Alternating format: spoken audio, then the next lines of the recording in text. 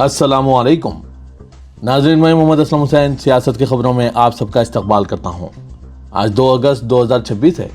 Islamic तारीख के हिसाब से आज 18 सफ़र 1448 हिजरी है। पेश है आज की कुछ अहम खबरें। कांग्रेस जनता पार्टी के बानी अभिजीत दीपिके दिल्ली के जंतर मंतर पर एहतजाज के बाद मुल्क भर में खबरों में हैं। वो असल में महाराष्ट्र के रहने वाले हैं और इनके वालिद भगवान राव दीपिके महाराष्ट्र हुकूमत के एक रिटायर्ड मुलाजिम हैं। दीपिके ने अमेरिका में तालीम हासिल की। गुजरात के सूरत में एक आरटीआई कारकुन अमित तिवारी ने एक आरटीआई दरख्वास्त दायर की है, जिसमें अभिजीत दीपिके के खानदान की माली सूरत-ए-हाल और पार्टी के नाम पर मिले फंड्स की तहकीकात का मुतालबा किया गया। तिवारी ने इलेक्शन कमीशन ऑफ इंडिया और central goods and service tax CGST महकमे को बाज़ाब्ता खतूत भी जमा कराए हैं।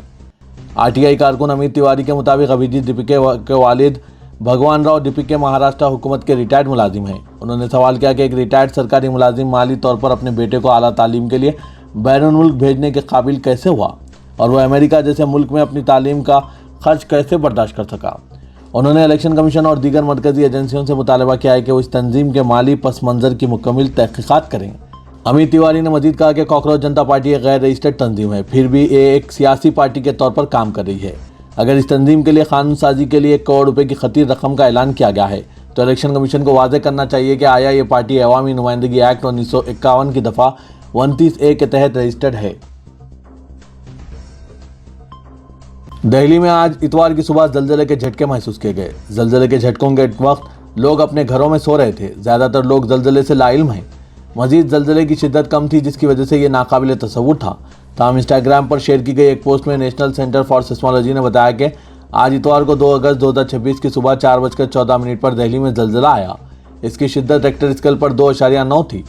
नेशनल सेंटर फॉर सिस्मोलॉजी के मुताबिक जल्जले का मरकज शुमाली दिल्ली जिले में था और इसकी गहराई 8 किलोमीटर थी। इससे कोई जानी व माली नुकसान की कोई इत्तला नहीं मिली। सदर जमहूरिया हिंद द्रौपदी मुर्मू ने आज इतवार की सुबह इफ्तिताही सॉलिडेरेथन को झंडी दिखाकर रवाना किया, जो कि सदर के बॉडीगार्ड की 253वीं साला विरासत को मनाने के लिए मुनक्किद की गई अपनी नवियत की पहली तकरीब है, जो राष्ट्रपति भवन के सहन में मुनक्किद की गई। मिजोरम के governor general VK Singh retired ने भी इस तकरीब में शिरकत की। सदर का बॉडीगार्ड हिंदुस्तानी मुसल्लह अफवाज का सबसे सीनियर रेजिमेंट है। ये तकरीब कारगिल जंग में हिंदुस्तान की फतेह के 27 साल की याद में मुसल्लह अफवाज की बहादुरी और कुर्बानी को खिराज तहसीन पेश करती है। ऑल इंडिया इमाम ऑर्गेनाइजेशन के सरबराह इमाम उमर अहमद इलियासी ने आज इतवार को हालिया मुजाहरों के दौरान वज़ीर-ए-आज़म नरेंद्र मोदी के खिलाफ नाज़ेबा बयान के इस्तेमाल की मजम्मत करते हुए कहा कि जबकि लोग इख्तिलाफ राय का इजहार के लिए आज़ाद हैं, एहतजाज को शाइस्तगी के हुदूद में रहना चाहिए और अवामी इमलाक को नुकसान पहुँचाना या जारहाना ज़बान को शामिल नहीं करना चाहिए। ऑल इंडिया इमाम ऑर्गेनाइजेशन के चीफ पेपर लीक्स और इम्तिहान से मुतालिक दीगर बेज़ाब्तगियों के खिलाफ जंतर मंतर पर तलबा के हालिया एहतजाज के दौरान PM मोदी के खिलाफ मुबैना तौर पर तौहीन आमेद अल्फाज के इस्तेमाल का हवाला दे रहे थे। एक वीडियो पैगाम में आलिम दीन ने कहा कि मेरी भी एक जिम्मेदारी है और एक इमाम की हैसियत से मैं अपना फ़र्ज अदा करना चाहता हूँ। गुज़िश्ता 1 माह के दौरान पूरे मुल्क और दुनिया ने 20 जुलाई को शुरू हुए एहतजाज का मुशाहिदा किया। हर किसी को एहतजाज का हक़ है और इसमें कोई हर्ज नहीं, लेकिन इसे शराफत की हुदूद में रहकर किया जाना चाहिए। इनका कहना है कि वज़ीर-ए-आज़म नरेंद्र मोदी के खिलाफ गाली गलौज हिंदुस्तान की तौहीन है। जेन-ज़ी के बाद अब मुल्क की सबसे कम उम्र नस्ल जनरेशन अल्फा भी अपने हुकूक के लिए आवाज़ बुलंद करती नजर आ रही है। उत्तर प्रदेश, राजस्थान और बिहार के सरकारी स्कूलों में कम उम्र तलबा क्लासरूम से निकलकर एहतजाज और धरनों का सहारा ले रहे हैं। वाज़े के 1997 से 2012 के दरमियान पैदा हुए बच्चे जनरेशन Z और 2012 से 2024 के दरमियान आंखें खोलने वाले बच्चे जनरेशन अल्फा कहलाते हैं। इसके बाद के बच्चों को जनरेशन बीटा नाम दिया गया है। उत्तर प्रदेश के फतेहपुर में सर्वविद्या इंटर कॉलेज के तकरीबन 1500 तलबा ने स्कूल की बुनियादी सहूलियात की ख़राब हालत के खिलाफ कई घंटे तक एहतजाज दर्ज कराया। तलबा का कहना था कि क्लासरूम में पंखे और बिजली का मुनासिब इंतज़ाम नहीं, बैतुल खुला गंदे हैं, पीने का साफ़ पानी दस्तियाब नहीं और बैठने के लिए बेंच भी नाकाफ़ी है। एहतजाज के बाद जिला स्कूल इंस्पेक्टर ने स्कूल का मुआयना किया और मसाइल हल करने की यकीन दहानी कराई। फतेहपुर के तलबा ने अपने एहतजाज के लिए तख्लीकी अंदाज इख्तियार किया। इनके प्ले कार्ड्स और नारे सोशल मीडिया पर तवज्जो का मरकज़ बन गए। बच्चों का पैगाम वाज़ेह था कि स्कूल में बुनियादी सहूलियात फराहम करना कोई गैर मामूली मुतालबा नहीं बल्कि इनका हक़ है। वहीं राजस्थान में सरकारी स्कूलों के तलबा असतिज़ा की शदीद कमी के खिलाफ सड़कों पर उतरे। बाड़मेर में तलबा ने स्कूल के दरवाजे पर ताला लगाकर धरना दिया और असतिज़ा की फौरी तकर्रुरी की मांग की। बनारस पुलिस ने राहुल गांधी, आज़ाद रुकने पार्लियामेंट पप्पू यादव और समाजवादी पार्टी के रुकने पार्लियामेंट ओधेश प्रसाद के खिलाफ सनातन धर्म की तौहीन के इल्जाम में एफआईआर दर्ज की है। ये एफआईआर संतों के एक ग्रुप की शिकायत पर की गई, जिसमें पार्लियामेंट अहाते में राम मंदिर चंदा घोटाले के इल्जाम पर अपोजिशन के अलामती एहतजाज को मजहबी जज्बात मजरू करने वाला करार दिया गया। उत्तराखंड के सयाहती शहर मसूरी के लक्ष्मणपुरी इलाके में इंतजामिया की जानिब से तकरीबन 200 साल पुरानी जनाजा गाह पर कार्रवाई के बाद कशीदगी फैल गई। कार्रवाई के खिलाफ बड़ी तादाद में मुस्लिम बरादरी के अफराद सड़कों पर निकल आए और कौमी शाहरा पर धरना देकर ट्रैफिक मुअत्तल कर दी। मुजाहिरीन ने रियासती हुकूमत के खिलाफ नारेबाजी करते हुए इंतजामिया पर जानिबदाराना रवैया इख्तियार करने का इल्जाम आयद किया। एहतजाज करने वालों का कहना था कि जिस मुकाम पर कार्रवाई की गई वो कोई नई तामीर नहीं थी, बल्कि तकरीबन 2 सदियों से मुसलमानों के मजहबी और समाजी इस्तेमाल में थी। इनके मुताबिक यह मुस्तकिल नमाज की मस्जिद नहीं बल्कि जनाजे की नमाज अदा करने की जगह थी, जहां इनके आबा और अजदाद भी मदफून हैं। उन्होंने दावा किया कि इंतजामिया ने इनके मजहबी जज्बात को नज़रअंदाज करते हुए एक तरफा कार्रवाई की। मुजाहिरीन का कहना है कि अगर मुतालिका ज़मीन वाकई सरकारी मिल्कियत थी तो गुज़श्ता कई दिहाइयों तक इस पर कोई एतराज़ या कार्रवाई क्यों नहीं की गई। उन्होंने मुतालबा किया कि मजहबी मुकामात और अक़लियती बरादरी से मुतालिक मामलात में हुकूमत को ताकत के इस्तेमाल के बजाय बातचीत और बाहमी मुशावरत से हल तलाश करना चाहिए। एहतजाज के बाद कौमी शायरा पर कुछ वक्त के लिए आमदरफ्त बुरी तरह मुतासिर रही। इत्तला मिलते ही पुलिस और ज़िला इंतजामिया के आला अफसरान भारी नफरी के साथ मौके पर पहुंच गए और मुजाहिदीन से मुज़ाकरात करके हालात को काबू में लाने की कोशिश की। उत्तर प्रदेश के गाजियाबाद जिले के मधुबन बापूधाम थाना इलाके में गलधर रेलवे स्टेशन के करीब कांवड़ यात्रा के दौरान एक मुस्लिम नौजवान की मुबैना तौर पर इस इल्जाम में पिटाई कर दी गई कि इसके छूने से एक कांवड़ की मजहबी पाकीज़गी मुतासिर हो गई। इत्तलात के मुताबिक राजस्थान के भरतपुर जा रहे कांवड़िया सोनू कुमार ने दावा किया कि हरिद्वार से गंगा जल ला रहे थे। इसी दौरान मुस्लिम नौजवान इमरान के छू जाने से इनकी कांवर मजहबी एतबार से खराब हो गई। इस इल्जाम के बाद वहां मौजूद 22 कांवरियों ने इमरान को पकड़कर सड़क के दरमियान तशद्दुद का निशाना बनाया। इन शाहिदीन के मुताबिक तकरीबन 20 मिनट तक सड़क पर हंगामा जारी रहा, जिसके बाद इलाके में तकरीबन 1 किलोमीटर तवील ट्रैफिक जाम लग गया।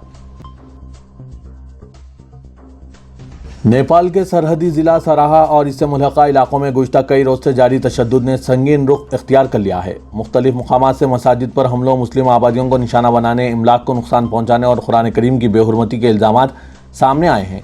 पुरतशद्दुद वाक़यात के बाद कई इलाकों में खौफ और रास का माहौल देखा जा रहा है। इत्तलात के मुताबिक सराहा, धनुषा, सुपुत्री और दीगर इलाकों में मुश्तइल हुजूम की जानिब से मुसलमानों के घरों, दुकानों और मजहबी मकामात को निशाना बनाए जाने के दावे किए गए। बाज़ वीडियो सोशल मीडिया पर गर्दिश कर रही है, जिनमें मसाजिद में तोड़फोड़, आग लगाने और मजहबी नारों के मनाजिर दिखाई जाने का दावा किया गया। मुकामी रिपोर्ट्स के मुताबिक बाज़ मुकामात पर मुस्लिम अफराद को रोककर मजहबी नारे लगाने पर मजबूर करने, इनकार की सूरत में तशद्दुद करने और मुस्लिम इमलाक को नुकसान पहुँचाने के इल्ज़ामात भी सामने आए हैं। धनुषा, सुपुत्री और सरहा के मुख्तलिफ इलाकों में हालात कशीदा बताए जा रहे हैं।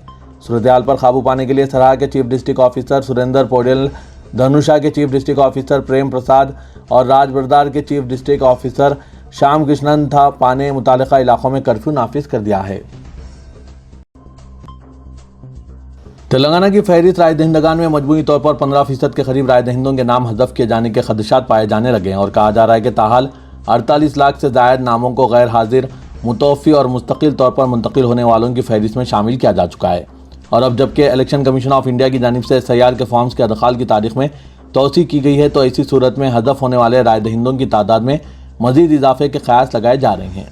बताया जा रहा है कि तेलंगाना के बेशतर अजला से बड़ी तादाद में फॉर्म्स मौसूल हो चुके हैं, लेकिन शहरी अजला बिलखुसूस हैदराबाद, रंगारेड्डी और मेडचल मलकाजगिरी से मौसूल होने वाले फॉर्म्स की तादाद में नुमायाँ गिरावट रिकॉर्ड की जा रही है, जो कि इन अजला के हल्क़े-जात असम्बली की फहरिस्त राय दहिंदगान से बड़ी तादाद में नामों के हज़फ किए जाने की अलामत है।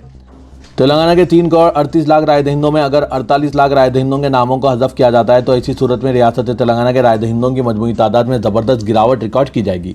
तफसीलात के मुताबिक तेलंगाना में ताहाल जो 48,30,000 राय दहिंदों के फॉर्म्स मौसूल नहीं हुए हैं, इनमें 28,70,000 ऐसे राय दहिंदों की निशानदेही की गई है जो मुस्तकिल तौर पर मुंतकिल हो चुके हैं और इनका मजमूई फ़ीसद 8.5 है। अहदेदारों का कहना है कि गैर मौसूला फॉर्म्स में सबसे बड़ी तादाद मुंतकिल होने वाले राय दहिंदों की है, जो कि अपने पते पर जहाँ वो बहैसियत राय दहिंदा इंदराज करवाए हुए थे वहाँ से मुंतकिल हो चुके हैं। जबकि दूसरे नंबर पर 8,60,000 ऐसे राय दहिंदों की निशानदेही की गई जो मुतवफ़ी होने के बावजूद फहरिस्त राय दहिंदगान में मौजूद थे। नेहरू जूलॉजिकल पार्क में दाखिले के लिए वसूल की जाने वाली कीमतों में भारी इजाफे के बाद हिंदुस्तानी शहरियों के लिए टिकट की कीमत जो 100 रुपये हुआ करती थी, इसे बढ़ाकर 120 रुपये कर दिया गया। जबकि बैरून मुल्क शहरियों के लिए टिकट की कीमत 1000 रुपये कर दी गई।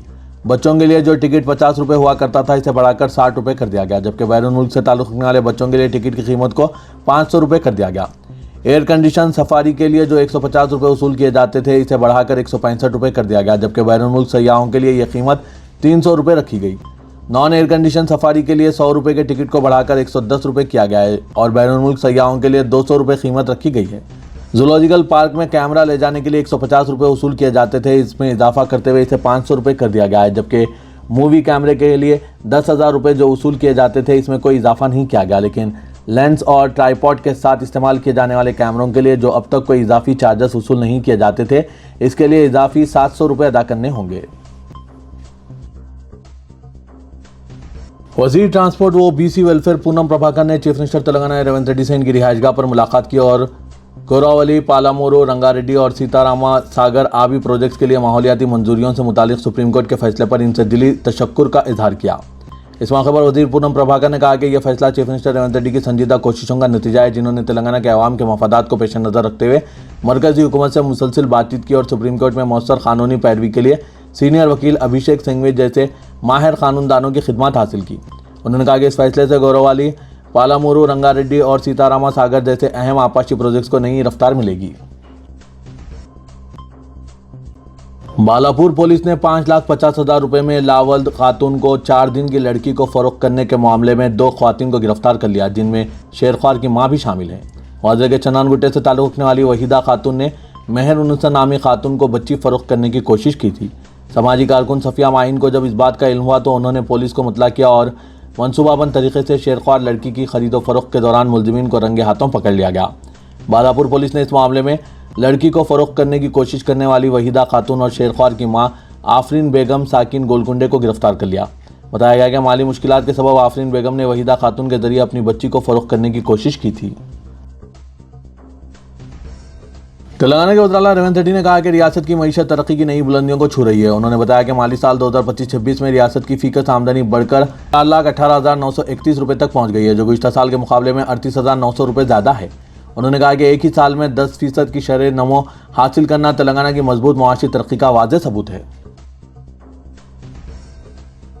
इदारे सियासत के महबूब हुसैन जिगर कैरियर गाइडेंस सेंटर वाक़े दफ्तर सियासत हैबिट्स में हर उम्र के अफराद के लिए कंप्यूटर कोर्सेज सीखने का मौका फराहम किया जा रहा है।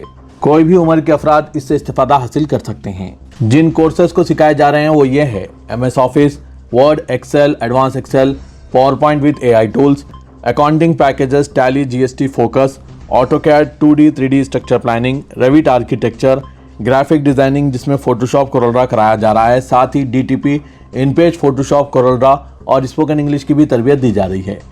रियायती फीस के साथ माहिर असातिज़ा की निगरानी में ये कोर्सेज चलाए जा रहे हैं कि हर माह कई तलबा और तालिबात इन कोर्सेज से इस्तिफादा हासिल करते हुए मुल्क व बैरून मुल्क में सरे रोजगार हैं। कोर्सेज का आगाज़ 3 अगस्त बरोज़े पीर से हो रहा है। मज़ीद तफसीलात के लिए इन फ़ोन नंबरात पर रब्त पैदा कीजिए। फ़ोन नंबर है 9393876978, 9652813994। हैदराबाद सिटी पुलिस ने एक कैब ड्राइवर को गिरफ्तार कर लिया है, जिस पर डबल बेडरूम मकान के अलॉटमेंट अहकाम में जालसाजी करने और सरकारी मकानात दिलाने का वादा करते हुए 50 से ज्यादा अफराद को धोखा देने का इल्जाम है। राय के बमुजिब मोगलपुरा पुलिस ने चनानगुट्टा सलाला बारकस के रहने वाले 27 साल सैयद सलमान को डबल बेडरूम स्कीम के जाली दस्तावेजात तैयार करने के इल्जाम में गिरफ्तार कर लिया है और इसके कब्जे से डबल बेडरूम अलॉटमेंट के जाली दस्तावेजात जब्त कर लिए गए, जबकि मुलजिम सैयद सलमान ड्राइवर का पेशा इख्तियार करने से कबल मी सेवा में काम करता था। तब से कलेक्टर ऑफिस में बरसर खिदमत मुलाजमीन से इसके बेहतर रवाबित रहे हैं। बताया जाता है कि डबल बेडरूम मकानात दिलाने का वादा करते हुए सलमान ने स्कूल में काम करने वाली अस्मा सुल्ताना और दीगर से 1.5 लाख रुपए तक हासिल किए। सलमान ने इन अफराद से आधार कार्ड, पासपोर्ट के अलावा तस्वीर की कॉपियां भी हासिल की थी। रकम की हवालगी के बाद ये लोग डबल बेडरूम फ्लैट्स के मुंतजिर थे। मुलजिम ने इन्हें बताया कि रियासती हुकूमत की तरफ से अलॉटमेंट लेटर्स हवाले किए जाएंगे। तकरीबन 52 अफराद रोजाना अलॉटमेंट लेटर का इंतजार कर रहे थे। ताहम मुलजिम इन मुतासरीन को आजकल मकानात की हवालगी का दिलासा दे रहा था। इस दौरान किसी ने मोगलपुरा पुलिस स्टेशन में इस वाक़े की शिकायत दर्ज करवाई, जिसके साथ ही पुलिस ने मुलजिम को फौरी तौर पर गिरफ्तार कर लिया। मजीद तहकीकात जारी है। पुलिस ने मुलजिम के खिलाफ धोखाधड़ी का मुकदमा दर्ज कर लिया है। शहरियों को चाहिए कि इस तरह के धोखेबाज अफराद से चौकस रहें। डबल बेडरूम मकानात चाहिए तो हुकूमत के मुकर्रर करदा वेबसाइट पर जाकर रजिस्टर करवा सकते हैं या फिर महकमे के दफ्तर में जाकर अपनी अर्जी दाखिल कर सकते हैं।